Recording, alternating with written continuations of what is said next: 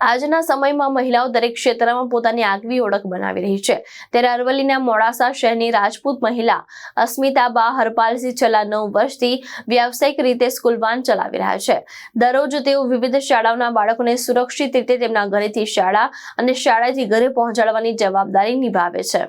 અસ્મિતાબા જણાવે છે કે આ કાર્ય શરૂ કરવા માટે તેમના પતિ હરપાલસિંહ તેમને પ્રોત્સાહન આપ્યું હતું। શરૂઆતમાં પરિવારનો સંપૂર્ણ સહયોગ મળતા તેઓ આત્મવિશ્વાસ સાથે ક્ષેત્રમાં આગળ વધ્યા હતા।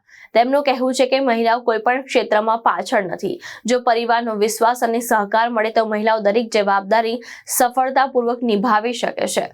અસ્મિતાબા માત્ર પોતાના પરિવારને આર્થિક રીતે સહયોગ જ નથી આપી રહ્યા પરંતુ પોતાના કાર્ય દ્વારા સમાજમાં મહિલા સશક્તિકરણનો સકારાત્મક સંદેશ પણ આપી રહ્યા છે। તેમની કામગીરી આજે અનેક મહિલા માટે પ્રેરણારૂપ બની છે।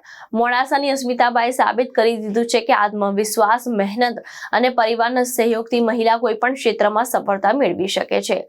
તેઓ આજે સુરક્ષિત ડ્રાઇવિંગ સાથે બાળકોને વિશ્વાસ અને માતા-પિતાની શ્રદ્ધા પણ જીતી રહ્યા છે। જયેશ પટેલ, દ્રષ્ટિકોણ ન્યૂઝ, માલપુર, અરવલ્લી।